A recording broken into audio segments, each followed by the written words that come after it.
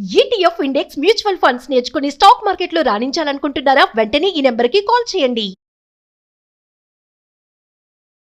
నమస్తే రమగారు. నమస్తే జయ. రమగారు, వినాయకుడు సృష్టికి ముందే ఉన్నాడు అని చెప్తూ ఉంటారు కదా, చాలా చోట్ల విన్నాను. 1-2 సందర్భాల్లో మీరు కూడా ఒక మాటలో అన్నట్టున్నారు. మరి అలాంటప్పుడు ఆయన ఎలా ఉన్నారు, ఏ రూపంలో ఉన్నారు? అప్పుడు తర్వాత మనం ప్రతి క్రతువులోనూ ముందు వినాయకుడిని పూజిస్తాం.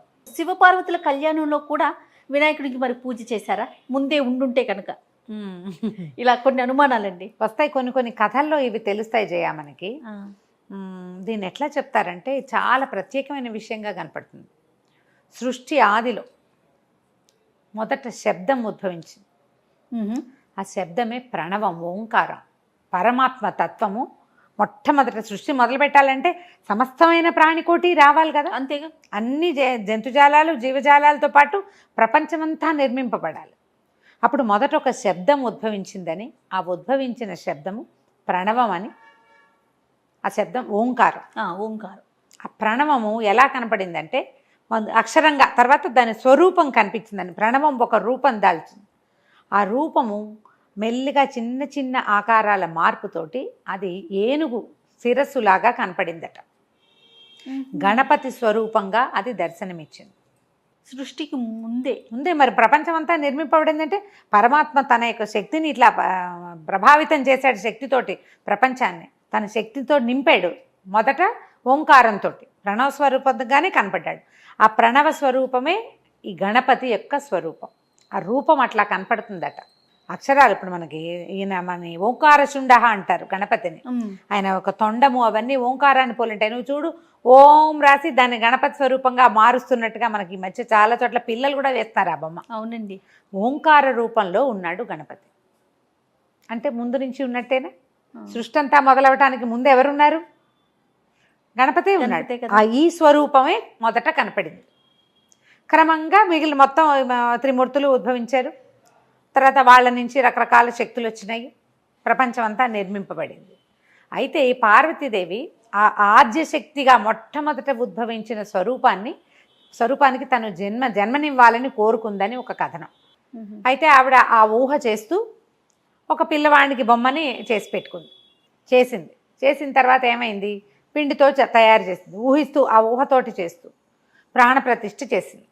ఈ లోపల పరమేశ్వరుడు వచ్చాడు. ఈ పిల్లవాడిని కాపలాగా ఉంచుకుంది. దీనికి కూడా ఒక చిన్న అటాచ్మెంట్ కథ ఏం చెప్తారంటే, జై విజయ్లో ఒకసారి అమ్మవారిని పార్వతీదేవిని చూడడానికి వచ్చి మాకు కాపలా ఉన్నారు, మేమేమో విష్ణుమూర్తికి వీలుగా ఉన్న రక్షకులుగా ఉన్నాం వాకిల్లో, ఆయనకేమో నంది శృంగి భృంగి వాళ్ళు ఉన్నారు శివుడికి, నీకెవరు లేరేమిటమ్మా, నీకు కూడా ఒకళ్ళు ఎవరైనా వాకిట్లో ఉండాలి కదా అని జై విజయ్ అన్నారని.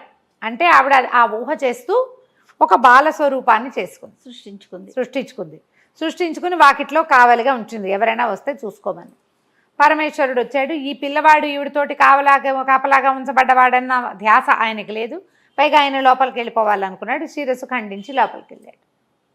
అప్పుడు లోపలికి వెళ్ళి మాట్లాడుకున్నాక ఈ డిస్కషన్ అంతా వచ్చాక పిల్లవాడిని సంహరింపబడ్డాడని ఆవిడ చాలా దుఃఖిస్తున్న పార్వతిని ఓదార్చి పరమేశ్వరుడు ఈ ఉత్తర దిక్కుగా తలపెట్టుకుని ఉన్న ప్రాణి ఎవరైనా ఉంటే వాళ్ళ శిరస్సు తీసుకురమ్మన్నారు. ఈ శిరస్సు తీసుకొచ్చాక ఆ శిరస్సును ఆవిడ తగిలిస్తుంటే ఆవిడకి తట్టింది ఆ స్వరూపం. తను ఏది కోరుకుంది, ఏ స్వరూపంలో ఉన్న కుమారుడు తనకి కావాలని కోరుకుందో అదే స్వరూపంలో గణపతి కనపడ్డాడు. ఏనుగు తలని కదా పెట్టారు. అవును. ఆ ఏనుగు తలని పెట్టంగానే ఆవిడ ఆ మొట్టమొదటి ఆద్యశక్తి ఏది, ఓంకార స్వరూపంలో ఉన్నటువంటి ఈ గజశిరస్సు గజాననమే అక్కడ కనపడింది. ఆ వెంటనే ఆవిడ చాలా సంతోషించింది. ఆయన పిల్లవాడికి ప్రాణం పోశారు. విష్ణువు ఆవిడకి చెప్పాడట ఈ మాట, నువ్వు కోరుకున్న కుమారుడు ఇతడు, నువ్వు ఈ లోపల ఏది కోరావో అది నీ వల్ల కాలేదు, నీ భర్త వల్ల అయ్యింది. తను గజాననుడుగా ఉంటాడు, ఇతనే గణాధ్యక్షుడు కూడా అవుతాడు, నీ మనసులో ఉన్న కోరికే ఈ స్వరూపంలో కనపడింది అని. తమాషాగా ఉంది చూడు కథ. ఆ మొదటి ప్రథమ పూజ్యుడైనటువంటి గణపతి మొదట కాలంలోనే ఉన్నాడు. మరి ఇప్పుడు మొదటి కాలం అంటే సృష్టించిన తర్వాత త్రిమూర్తులు వచ్చారు, తర్వాత సతీదేవి సతీ వియోగము, తర్వాత పార్వతీ కళ్యాణం జరిగిందా? ఇప్పుడు మరి ఏ శక్తికి వీళ్ళు పూజించినట్టు ఓంకార స్వరూపంలో ఉన్నటువంటి గణపతి గజాననుడిని పూజించారు. ఎందుకంటే ఆద్య శక్తి కాబట్టి, మొదట శక్తి కాబట్టి ఇది శ్రీపాద శ్రీవల్లభ చరితామృతం పుస్తకం చదువుతుంటే అందులో ఈ పాయింట్ ఒకసారి కనిపిస్తుంది. తొలి పూజ ఎవరికి పూజ చేశారు వీళ్ళు, విఘ్నం రాకుండా ఉండటానికి విఘ్నాధిపతికి ఎవరికంటే ఇప్పుడు మొదట కనపడిన ఆ స్వరూపం వల్లే సృష్టి అంతా సజావుగా అయింది. ఆ స్వరూపాన్ని ఆరాధించే సిద్ధి బుద్ధులను తీసుకున్నటువంటి జ్ఞాన క్రియాశక్తులను తీసుకున్నటువంటి బ్రహ్మదేవుడు ప్రపంచాన్ని పూర్తిగా నిర్మించాడు. సరిగ్గా సమన్వయం బాగా కుదిరింది చూడు పూర్తిగా. అప్పుడు ఆ తర్వాత కూడా ఎప్పుడు ఆయన ఉన్నాడు.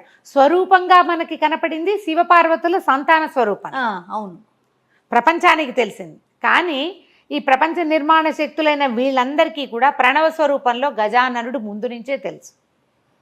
అతనినే ప్రార్థించారు.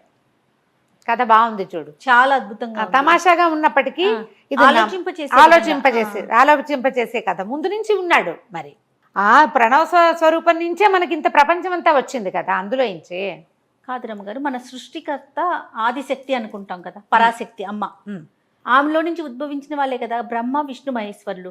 మరి ఈ ఓంకారం అనేది ఎలా వచ్చింది? ఆది పరాశక్తి నుంచే వచ్చింది. పరాశక్తి అది ఆమె తనని తను ప్రకటించుకునేందుకు ఆవిడ ఆ శబ్ద స్వరూపంలో కనపడింది. మొదట ఓం అనే శబ్ద స్వరూపంలో కనిపించారు. అందుకనే ఓంకారము పరమాత్మకి అక్షరం.